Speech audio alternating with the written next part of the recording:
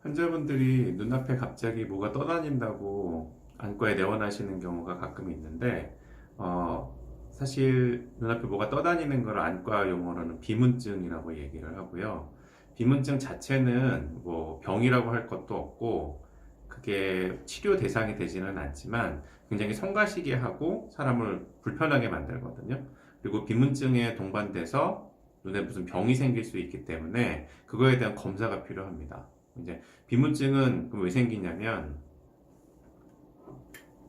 이게 사람의 눈의 안구 모형인데 그 눈 안을 채우고 있는, 그러니까 이 안 속 안을 들여다보면 이 안구 속을 채우고 있는 물질이 있거든요. 그래서 의학 용어로 유리체라고 얘기를 하는데, 이 유리체는 특히 젊은 사람들, 아니면 뭐 10대, 20대 젊은 사람들의 유리체를 꺼내 보면 꼭 비유하자면 싱싱한 계란 흰자 같은 상태입니다. 그래서 덩어리가 져 있고 약간 끈적끈적하게 늘어나는데 액체도 아니고 고체도 아닌 중간 상태를 유지하고 있고요.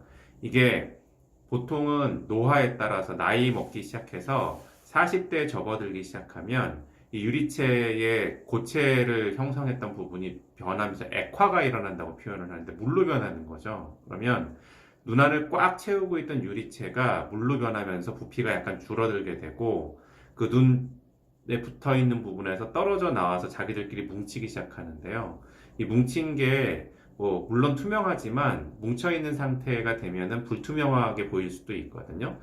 그러면 눈 속에서 둥둥 떠다니다가 동공을 통해서 들어온 빛이 그림자져서 보이는 현상을 비문증이라고 얘기를 하고, 비문증은 아까도 말씀드렸지만 병이 아닙니다. 그냥 눈의 노화 과정이나 아니면 근시가 심한 사람인 경우에는 10대, 20대부터 나타날 수 있는 그냥 자연스러운 변화인데, 이게 생겼을 때 없던 비문증이 갑자기 생기면 반드시 산동 검사라는 걸 통해서 눈동자를 크게 만들어서 눈 뒤쪽에 있는 망막, 그러니까 아까 눈의 모형에서 보면 이 노랗게 보이는 부분이 다 망막인데, 이 부분에 혹시 구멍이 뚫리거나 찢어진 부분이 없는지 확인하는 작업이 반드시 필요합니다.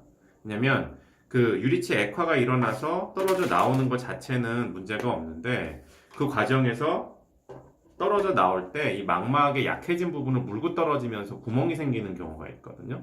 근데 그 구멍을 모르고 놔둬버리면 그 구멍으로 물이 들어가서 망막이 통째로 떨어지는 망막박리가 동반될 수 있기 때문에, 비문증이 생겼을 때, 그러니까 없다가 갑자기 생겼거나 아니면 있던 비문증이 심해지는 양상으로 나타나면 반드시 눈에다 약을 넣어서 눈동자를 크게 만든 다음에 망막에 이상이 없는지 확인하는 작업이 반드시 필요합니다. 그래서 만약에 망막에 이상이 없으면 더 이상 치료할 대상은 아니고 그냥 무심코 흘려버리면 서서히 희미해지면서 없어지는 거니까 신경 안 쓰셔도 되고, 그 비문증은 인식을 하고 있으면 계속 눈앞에 보이거든요. 그래서 의식적으로라도 그냥 넘겨버리시는 게 굉장히 중요할 것 같습니다.